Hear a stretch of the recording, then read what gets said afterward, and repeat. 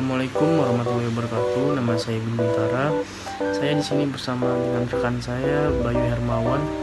Di sini kami akan menjelaskan sedikit tentang PT hasil 3 jurnal yang kami review.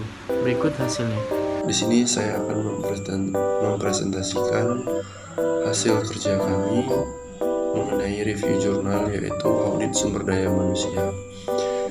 Baiklah, pendahuluan. Audit sumber daya manusia merupakan penilaian dan analisis yang komprehensif terhadap program-program sumber daya manusia. Walaupun secara khusus audit ini dilakukan pada Departemen Sumber Daya Manusia, tapi tidak terbatas hanya pada aktivitas yang terjadi pada departemen ini. Audit sumber daya manusia menekankan penilaian, evaluasi terhadap berbagai aktivitas sumber daya manusia yang terjadi pada perusahaan dalam rangka memastikan apakah aktivitas tersebut berjalan secara ekonomis, efisien, dan efektif dalam mencapai tujuan dan memberikan rekomendasi perbaikan atas berbagai kekurangan.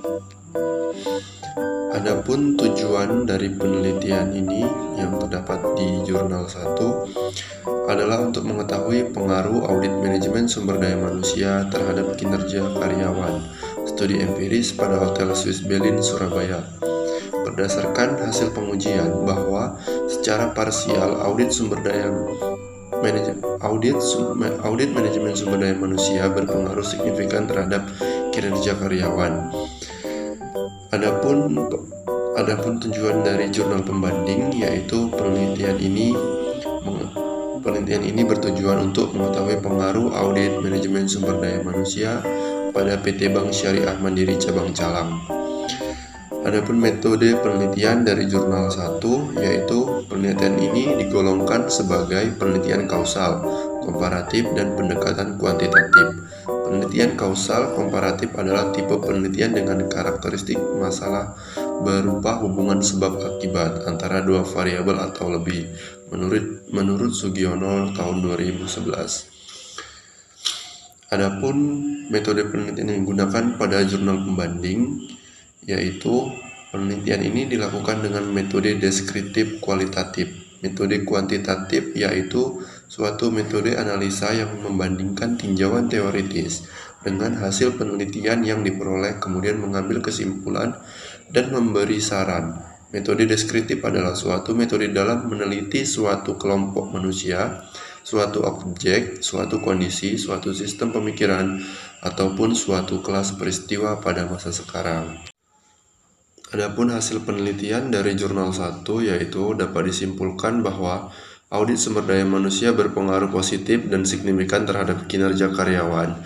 Hasil ini menunjukkan bahwa melalui pelaksanaan perencanaan dengan adanya komunikasi yang baik untuk melakukan koordinasi dalam menyusun rencana kerja, penjelasan mengenai aturan-aturan pengarahan terkait dengan tugas yang akan diterima seperti kejelasan dalam pembagian shift kerja, karyawan akan mudah bekerja dengan baik, walaupun menggunakan teknologi semakin maju. Dan hal ini dapat meningkatkan kinerja karyawan karena memiliki pedoman kerja yang jelas. Hasil penelitian pada jurnal pembanding, yaitu setelah melakukan analisis mengenai penelitian tentang audit sumber daya manusia, kemudian dapat kita lihat di sini adalah kekuatan dari jurnal 1, yaitu penulis menggunakan sumber yang jelas dan literatur yang cukup banyak.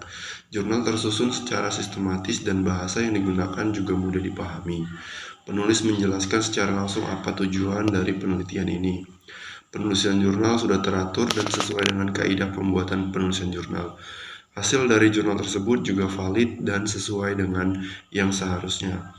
Adapun kekuatan dari jurnal pembanding, yaitu penulis menggunakan sumber-sumber yang jelas dan cukup banyak juga. Penulis menjelaskan apa tujuan dari penelitian ini juga. Dan kemudian bahasa yang digunakan dalam penulisan juga sangat mudah dipahami.